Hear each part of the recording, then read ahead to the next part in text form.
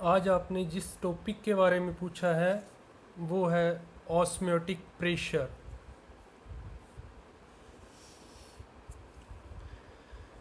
जो osmotic pressure है ये एक कोलिगेटिव प्रॉपर्टी है। ऑस्मोटिक प्रेशर से पहले हम एक छोटी सी टर्म पढ़ेंगे ऑस्मोसिस, जो बायोलॉजी के अंदर ज़्यादा यूज होती है। तो हमने 9th 10th क्लास में 11th क्लास में हमने पढ़ा है डिफ्यूजन, उसी के जैसी टर्म है ऑस्मोसिस। एक बार देखते हैं कि ऑस्मोसिस क्या है, फिर हम देखेंगे डिफ्यूजन से ये किस तरह से अलग है। It is the movement of solvent particles. किसकी मूवमेंट है? सॉल्वेंट पार्टिकल्स या सॉल्वेंट मॉलिक्यूल्स की मूवमेंट है। From lower concentration to higher concentration. तो एक तो ये चीज़ ध्यान रखनी है, लोअर कंसंट्रेशन से हायर कंसंट्रेशन, और मूवमेंट किसकी होगी? सॉल्वेंट के मॉलिक्यूल्स की। ठीक है। और इम्पोर्टेंट चीज किसके थ्रू होगी? सेमी परमिएबल मेम्ब्रेन के थ्रू। तो जो सॉल्वेंट के पार्टिकल्स हैं वो लोअर कंसंट्रेशन के सॉल्यूशन से हायर कंसंट्रेशन के सॉल्यूशन की तरफ मूव करते हैं। इसी को हम बोलते हैं ऑस्मोसिस। अब इसको हम और समझें तो कहें कि सॉल्वेंट के जो पार्टिकल्स हैं वो मूव करेंगे डाइल्यूट सॉल्यूशन से कंसंट्रेटेड सॉल्यूशन की तरफ, या फिर कहें वो प्योर सॉल्वेंट से मूव कर जाएंगे सॉल्यूशन की तरफ। एक बार देखो कि है ना, इसको किस तरह से हम समझे। हमने टर्म पढ़ी थी डिफ्यूजन।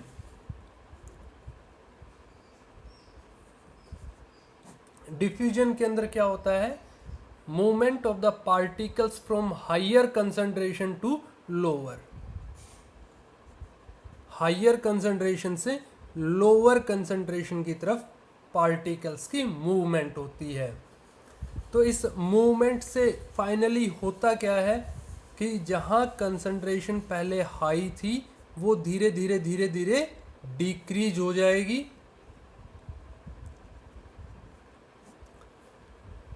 सेम ऐसा ही है ऑस्मोसिस के अंदर। ऑस्मोसिस के अंदर क्या होएगा कि मान लीजिए कि ये कोई भी एक कंटेनर है, जिस कंटेनर के अंदर हमने एक सेमी परमेएबल मेम्ब्रेन यहाँ लगा दी। सेमी परमेएबल मेम्ब्रेन वो मेम्ब्रेन है जो सिलेक्टिवली पार्टिकल्स को इसके थ्रू पास होने देती है। प्रत्येक पार्टिकल इसमें से पास नहीं हो सकता, ये सिलेक्टिवली कुछ पार्टिकल्स को इसमें से पास होने देगी, कुछ को नहीं होने देगी। मान लीजिए यहाँ हमने लगा दी सेमी परमेएबल मेम्ब्रेन, और इसके अंदर हमने ले लिया एक कंसंट्रेटेड सॉल्यूशन, और इसको उठा के हमने मान लीजिए किसी सॉल्वेंट में रख दिया, या कहें जैसे शुगर सॉल्यूशन ले लिया, इसको उठा के हमने वाटर के अंदर रख दिया। अब जो वाटर के मॉलिक्यूल्स हैं वो यहाँ से मूव करके और इस सॉल्यूशन के अंदर जाएंगे through the semi permeable membrane. तो ये हो गया प्योर सॉल्वेंट और ये है सॉल्यूशन। तो movement of the solvent particles from pure solvent to solution, या फिर हम इसको कंसंट्रेशन टर्म्स में पढ़ें तो यहाँ कंसंट्रेशन है बहुत कम और यहाँ कंसंट्रेशन रहेगी ज़्यादा। तो लोअर कंसंट्रेशन से हायर कंसंट्रेशन की तरफ सॉल्वेंट पार्टिकल्स की मूवमेंट, जिससे इसके अंदर सॉल्वेंट का जो लेवल है वो राइज होगा। और हो क्यों रही है ये मूवमेंट पार्टिकल्स की? ताकि इसके अंदर जो कंसंट्रेशन है उसको डिक्रीज किया जा सके, कंसंट्रेशन डिक्रीज की जा सके। तो डिफ्यूजन के अंदर भी कंसंट्रेशन क्या होती है? डिक्रीज होती है, और ऑस्मोसिस के अंदर भी कंसंट्रेशन डिक्रीज होगी। तो डिफ्यूजन के अंदर पार्टिकल्स की मूवमेंट होती है हाई टू लो, लेकिन इसके अंदर होएगी लो टू हाई।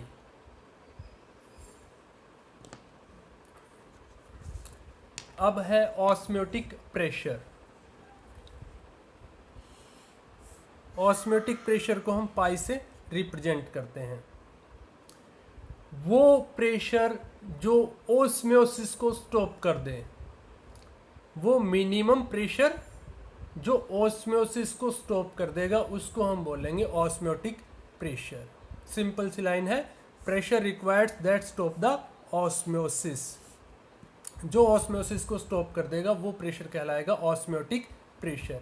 या फिर हम क्या कह सकते हैं, the excess pressure that must be applied over the concentrated solution to stop the entry of solvent particles into solution through semi permeable membrane. जो सॉल्वेंट के पार्टिकल्स हैं उनकी एंट्री को स्टॉप करने के लिए जो हम एक्सेस प्रेशर अप्लाई करेंगे वो कहलाता है ऑस्मोटिक प्रेशर। जैसे मान लीजिए कि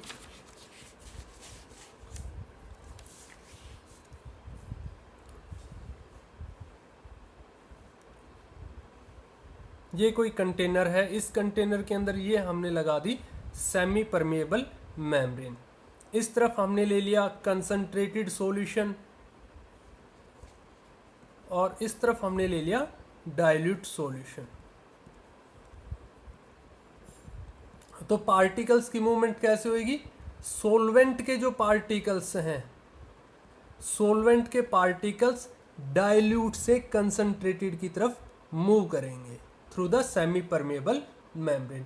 और हम इसके ऊपर प्रेशर लगा दें, इतना प्रेशर लगा दें कि जो ये एंट्री हो रही है, ये एंट्री इन पार्टिकल्स की रुक जाए। तो इस जो हम ये इसके ऊपर जो प्रेशर लगा रहे हैं, एक्सटर्नल प्रेशर, उसको हम बोल देंगे ऑस्मोटिक प्रेशर, ताकि सोलवेंट के जो पार्टिकल्स हैं ये डाइल्यूट से कंसंट्रेटेड की तरफ ना आए। उस एक्सटर्नल प्रेशर को जो रिक्वायर्ड होगा उसको हम बोल देते हैं ऑस्मोटिक प्रेशर। चलो अब इसको जैसे आगे देखें कि जो डाइल्यूट सॉल्यूशंस हैं वो आइडियल सॉल्यूशन की तरह बिहेव करते हैं। तो हम इसके ऊपर आइडियल गैस इक्वेशन लगाएं जो होती है PV इज टू nRT, जो 10+1 के अंदर है। तो इसमें हमने प्रेशर को रिप्लेस कर दिया ऑस्मोटिक प्रेशर से, तो P की जगह तो क्या आ गया, पाई ऑस्मोटिक प्रेशर, वो इक्वेशन एज इट इज। तो हम इसको रीअरेंज करके लिख सकते हैं पाई equals N/V into RT। N क्या है, number of moles of solute, V क्या होएगा, वॉल्यूम ऑफ सॉल्यूशन, और N/V क्या होएगी, उसकी कंसंट्रेशन, या फिर जिसको हम बोल दें मोलरिटी। जो R है गैस कांस्टेंट है, T है वो एब्सोल्यूट टेम्परेचर है, absolute temperature means temperature in kelvin. अब इसी को हम N/V को हम क्या लिख सकते हैं, C, कंसंट्रेशन या मोलरिटी। तो अपने पास ऑस्मोटिक प्रेशर का जो फॉर्मूला है वो है pi is equals to CRT, C concentration, R gas constant जिसकी वैल्यू फिक्स रहेगी, T एब्सोल्यूट टेम्परेचर। अब इसमें से क्वेश्चन क्या पूछते हैं, क्वेश्चन पूछ लेते हैं, सिंपल सा क्वेश्चन पूछेंगे तो ऑस्मोटिक प्रेशर को डिफाइन करवा लें। उससे थोड़ा सा मुश्किल पूछें तो आपसे वो कहेंगे कि किसी एक लिक्विड के अंदर हमने कोई अननोन सॉल्यूट की इतनी अमाउंट डाली है तो उसका ऑस्मोटिक प्रेशर इतना है, आप बताइए उसका मॉलिक्यूलर वेट क्या है। मेनली जो कोलिगेटिव प्रॉपर्टी है वो मॉलिक्यूलर वेट फाइंड आउट करने के लिए यूज होते हैं, तो वो मॉलिक्यूलर वेट आपसे पूछेगा। तो इसी फॉर्मूले से आ जाएगा, C क्या था, N/V, जो पहले हमने लिखा था N/V, number of moles, number of moles of solute. अगर उसने मॉलिक्यूलर वेट पूछा है तो उसने कुछ वेट दिया होगा कि इतना वेट हमने उसके अंदर डिजोल्व करवाया था सॉल्यूट का, तो ये गिवन वेट हो गया अपॉन इट्स मॉलिक्यूलर वेट, और बाकी चीज़ एज इट इज है। तो ये आपको पता होगा कांस्टेंट है, ये आपको दिया होगा, इस टेम्परेचर पे करवाया है, वॉल्यूम बताया होगा और ये बताया होगा। तो केवल आपको ये बताना है। तो बाकी सारी टर्म एक साइड कर देंगे और मॉलिक्यूलर वेट है वो एक साइड कर देंगे, तो हमारे पास मॉलिक्यूलर वेट आ जाएगा। तो यहाँ से एक न्यूमेरिकल पूछते हैं कि मॉलिक्यूलर वेट फाइंड आउट करिए। तो ये आसान सा ही टॉपिक है ऑस्मोटिक प्रेशर का। इसमें से जो और क्वेश्चन पूछते हैं, जो छोटे छोटे क्वेश्चन पूछते हैं, वो पूछते हैं आइसोटोनिक सॉल्यूशंस क्या होते हैं, हाइपरटोनिक सॉल्यूशंस क्या होते हैं और हाइपोटोनिक सॉल्यूशंस क्या होते हैं। ये 3 सॉल्यूशंस पूछे जाते हैं, आइसोटोनिक सॉल्यूशंस, हाइपरटोनिक सॉल्यूशंस और हाइपोटोनिक सॉल्यूशंस। देखो आइसोटोनिक सॉल्यूशंस ऐसे सॉल्यूशंस जिनका ऑस्मोटिक प्रेशर सेम रहे, सेम टेम्परेचर पे, जिनका ऑस्मोटिक प्रेशर मिलेगा सेम टेम्परेचर के ऊपर, हम उनको बोल देंगे आइसोटोनिक सॉल्यूशन या iso-osmotic solutions. The solutions having same osmotic pressure at same temperature. तो उसके लिए क्या कहते हैं, 2 अलग अलग सॉल्यूशंस दिए हुए हैं। एक मान लीजिए ये है 1 और एक ये है 2। अब इसका ऑस्मोटिक प्रेशर π1, इसका ऑस्मोटिक π2, तो दोनों अगर सेम है तो हम इनको बोल देंगे आइसोटोनिक सॉल्यूशंस। इसमें से भी कई बार न्यूमेरिकल पूछते हैं, तो न्यूमेरिकल के अंदर जो आपको यूज करनी होगी वही पहले वाला फॉर्मूला यूज करना होगा, बस इन बातों का ध्यान रखना है। देखिए कि ये होता है पाई इक्वल्स CRT, R और T दोनों कांस्टेंट रहेंगे। तो अगर उनके पाई सेम है तो उनकी कंसंट्रेशंस भी सेम मिलेंगी, या फिर इसको उल्टा बोल दें, अगर कंसंट्रेशन सेम है तभी उनका ऑस्मोटिक प्रेशर सेम मिलेगा, क्योंकि वो सेम टेम्परेचर के ऊपर हम मेजर कर रहे हैं। तो जो कांस्टेंट है R तो वो है ही, और सेम टेम्परेचर ले लेंगे तो टेम्परेचर भी कांस्टेंट हो जाएगा। तो उस केस में अगर कंसंट्रेशन सेम है तभी उनका ऑस्मोटिक प्रेशर सेम मिलेगा। तो इस चीज़ का ध्यान रखना है इसमें कि आइसोटोनिक सॉल्यूशंस के लिए कंसंट्रेशन है वो सेम मिलती है। इसकी एप्लीकेशंस भी पूछते हैं, तो बुक से एक बार इसकी एप्लीकेशंस जरूर देखनी है। फिर है हाइपरटोनिक और हाइपोटोनिक। मान लीजिए 2 सॉल्यूशंस हमने लिए हुए हैं, ये सॉल्यूशन फर्स्ट कोई सॉल्यूशन, ये सेकंड कोई सॉल्यूशन है, और हमने जब चेक किया तो इसका ऑस्मोटिक प्रेशर है वो ज़्यादा आया, इसका ऑस्मोटिक प्रेशर आया कम। तो ऐसे कंपैरिजन के अंदर जिस सॉल्यूशन का ऑस्मोटिक प्रेशर ज़्यादा रहेगा उसको हम बोल देंगे हाइपरटोनिक सॉल्यूशन, और जिसका कम रहेगा उसको बोल देंगे हाइपोटोनिक सॉल्यूशन। जिसका ऑस्मोटिक प्रेशर ज़्यादा हाइपरटोनिक, जिसका कम हाइपोटोनिक सॉल्यूशन।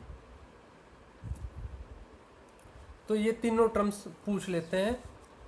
उसके बाद नेक्स्ट आपने पूछा था रिवर्स ऑस्मोसिस क्या होता है। तो रिवर्स ऑस्मोसिस जो पिछले 4-5 साल में जो इसकी एप्लीकेशंस बहुत ज़्यादा बढ़ गई हैं। देखिए रिवर्स ऑस्मोसिस, ऑस्मोसिस का उल्टा, उसको हम बोल देंगे रिवर्स ऑस्मोसिस। उल्टा किस तरह से होगा कि सोलवेंट के जो पार्टिकल्स हैं ऑस्मोसिस के अंदर, ऑस्मोसिस के अंदर कैसे मूव करते हैं, lower concentration to higher concentration, ये तो हो गई ऑस्मोसिस। और इसका उल्टा करेंगे तो इसका मतलब होगा सोलवेंट के जो पार्टिकल्स हैं वो मूव करेंगे हायर कंसंट्रेशन से लोअर कंसंट्रेशन की तरफ, या फिर इसको लिख दूं कि सॉल्यूशन से ये प्योर लिक्विड की तरफ मूव करते हैं। तो इसको हम बोल देंगे रिवर्स ऑस्मोसिस। जब सॉल्वेंट के पार्टिकल सॉल्यूशन से प्योर लिक्विड की तरफ मूव करें तो हम उसको बोल देते हैं रिवर्स ऑस्मोसिस। बिल्कुल ऑस्मोसिस का उल्टा होगा। अब ये होता कैसे है वो देखें। जैसे हमने ये कोई कंटेनर लिया हुआ है जिसके अंदर हमने ये SPM लगा दी और एक तरफ हम प्योर लिक्विड ले लेते हैं और एक तरफ हम ले लेते हैं कंसंट्रेटेड सॉल्यूशन। तो ये तो हो गया सॉल्वेंट या प्योर लिक्विड। अकेला है तो प्योर लिक्विड बोल देंगे, लेकिन ये इसके जो सॉल्यूशन है इसमें ये सॉल्वेंट की तरह हमने यूज किया था, तो मैंने सिंप्लीफिकेशन के लिए सॉल्वेंट लिख दिया है। ये हो गया सॉल्यूशन। तो ऑस्मोसिस में क्या होएगा कि जो पार्टिकल्स हैं वो सॉल्वेंट के वो मूव करते हैं सॉल्यूशन की तरफ, इस तरफ। अगर इस तरफ मूव करेंगे तो वो नॉर्मल या जो सिंपल ऑस्मोसिस है वो ऑस्मोसिस होएगी। अब यहाँ हम मान लीजिए कोई एक पिस्टन लगा के और इसके ऊपर प्रेशर लगाते हैं। हमने इसके ऊपर प्रेशर लगाया, प्रेशर को धीरे धीरे बढ़ाते आ गए, तो यहाँ से जो पार्टिकल्स की जो एंट्री थी वो स्टॉप हो गई कि अब पार्टिकल्स इस तरफ नहीं जा रहे हैं। तो जो प्रेशर हमने लगाया उसको हम बोल रहे हैं ऑस्मोटिक प्रेशर। अगर हम इस ऑस्मोटिक प्रेशर से भी ज़्यादा प्रेशर इसके ऊपर अप्लाई कर दें कि ये जो प्रेशर है इसके ऊपर ये ऑस्मोटिक प्रेशर से भी ज़्यादा ले लें, pressure greater than osmotic pressure, तो जो पार्टिकल्स हैं सॉल्वेंट के वो सॉल्यूशन से और मूव करेंगे प्योर सॉल्वेंट की तरफ, इस तरफ मूव करना स्टार्ट कर देंगे, from solution to pure solvent. इसी को हम बोलते हैं रिवर्स ऑस्मोसिस। तो सॉल्वेंट इस तरफ आएगा तो इसका लेवल राइज होना स्टार्ट हो जाएगा। ठीक है, इसकी जो एप्लीकेशन है वो वाटर प्योरिफिकेशन है।